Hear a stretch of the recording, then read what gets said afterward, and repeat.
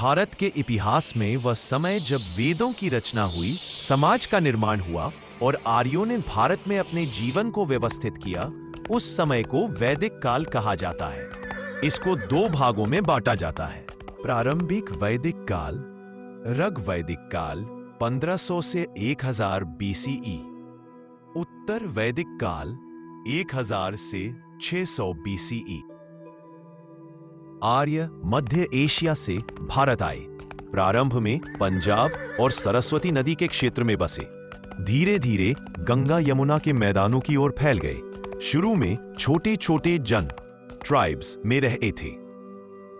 वैदिक काल के समय में 4 महान ग्रंथ रचे गए।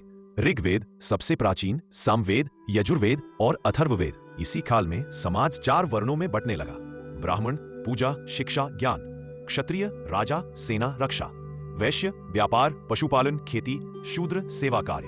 अगर आर्थिक जीवन के बारे में बात करें तो प्रारंभिक काल में प्रमुख धंधा पशुपालन था। गाय को संपत्ति माना जाता था। व्यापार की इकाई गौधन, गधे, ऊंट, घोड़े का उपयोग किया जाता था।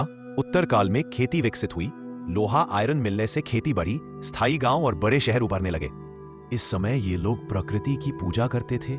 पशु बलि दी जाती थी। यज्ञों का बहुत महत्व था। शिक्षा गुरुकुलों में दी जाती थी। गुरु के घर में विद्यार्थी रहते थे।